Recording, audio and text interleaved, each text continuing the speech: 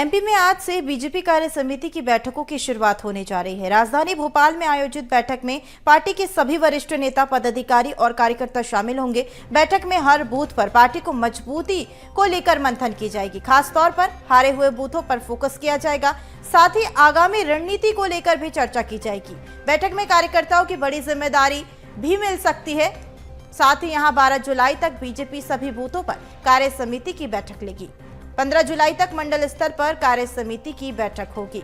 BJP की ओर से कार्य समिति की बैठक का आयोजन आज से शुरू हो जाएगा। 10 से 15 जुलाई तक मंडल स्तर पर सभी कार्य समिति की बैठक की जाएगी।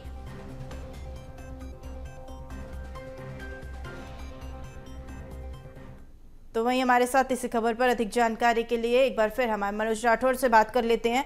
मनोज, कार्य समिति की बैठकें लगातार भाजपा की ओर से शुरू कर दी जा रही है। साथ ही यहाँ पर कई ऐसी चीजें हैं जिसको लेकर महत्वपूर्ण निर्णय मध्य प्रदेश से जुड़े लिए जा सकते हैं।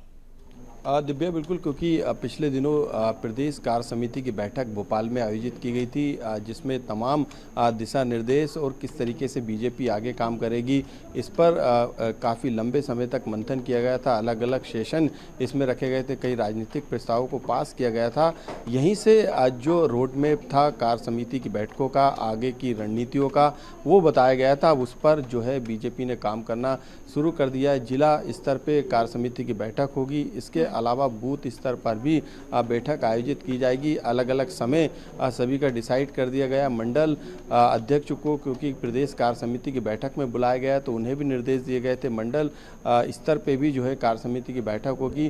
किस तरीके से हारे हुए जो 20% बूथ है, क्योंकि 100% बूथों में से 80% बूथों पर विधानसभा चुनाव और लोकसभा चुनाव में जीत हासिल की थी, लेकिन 20% बूथ ऐसे थे जिन पर बीजेपी को हार का सामना करना पड़ा था। कई लोकसभा क्षेत्र की कई विधानसभा सीटों पर भी जो वोटिंग परसेंटेज था वो कम रहा, यानी वहाँ पर भी बीजेपी भले ही 29 सीटें जीती हो, लेकिन वहाँ पर जो लोकसभा के अंदर विधानसभाएं आती हैं वहाँ पर ज़रूर हार का सामना करना पड़ा। ऐसे में वहाँ पर मजबूती लाने के लिए बड़ा फोकस है और बीजेपी लगातार इस दिशा में काम भी कर रही है। जनता के बीच में जाने के लिए सरकार की उपलब्धियों को गिनाने का काम किया जा रहा है। जो हितग्राही सरकार की योजनाओं से वंचित हैं उन तक योजनाओं को पहुंचाने का काम भी किया जा रहा है। तो आगामी जो रूपरेखा थी, आगामी जो प्लानिंग थी, जिसके तहत लगातार जो भी त्यौहार आएंगे उस पर भी बीजेपी ने मेगा प्लान बना के रखा है। बिग प्लान के तहत बीजेपी लगातार ज़मीनी स्तर पे अपने हारे हुए बूथों पर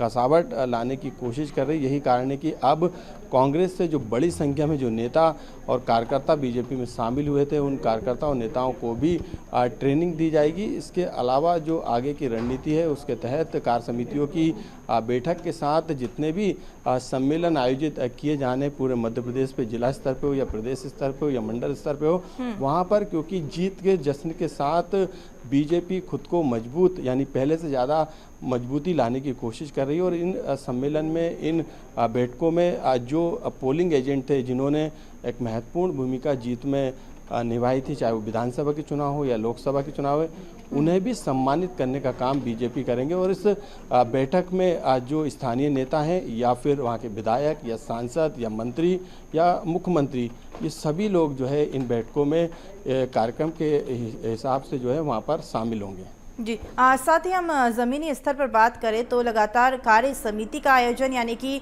जो छोटे वर्ग के लोग हैं, छोटे वर्ग के कर्मचारी, उनकी ओर ध्यान देना, उनको लेकर क्या कुछ निर्णय हो सकते हैं?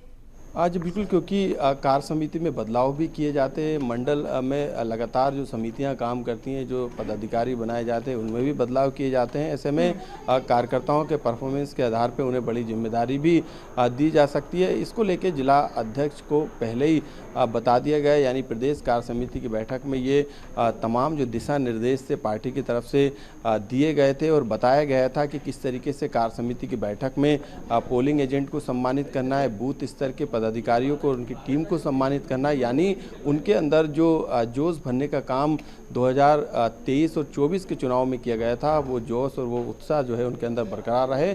और आगामी 2028 के विधानसभा चुनाव के लिहाज से ये पूरी तैयारी है, क्योंकि बीजेपी मानकर चल रही है कि आने वाले समय में उसके सामने चुनौतियां कम नहीं होगी। यही कारण है कि वो हर चुनौती का सामना करने के लिए अभी से तैयार है, क्योंकि संकल्प पत्र के कई ऐसे वादे हैं जिन्हें पूरा करना है सरकार को। ऐसे में उन वादों के लिहाज से भी चाहे वो जनता के बीच का फीडबैक हो या जनता के प्रति जो काम करने का वादा किया था उसे पूरे करने की जिम्मेदारी हो, ये तमाम जो कामकाज बीजेपी के कार्यकर्ताओं को जमीनी स्तर पर करना है, ये उस रणनीति का हिस्सा है। यही कारण है कि अब पूरी रणनीति के साथ बीजेपी अपनी कार्य समिति की बैठकों का आयोजन कर रही है। आगामी 2 से 3 महीने का जो रोड मैप तैयार किया है, किस तरीके से बीजेपी काम करेगी, उस मिशन में जो है बीजेपी के कार्यकर्ता अभी से जुट गए हैं। जी बिल्कुल मनोज, अब तो कार्य समिति की बैठक का आयोजन हो ही रहा है, तो कहीं ना कहीं लोगों को इससे काफी लाभ पहुंचेगा और जनताओं की समस्याओं का जल्द से जल्द निराकरण भी किया जाएगा। तमाम जानकारी साझा करने के लिए शुक्रिया।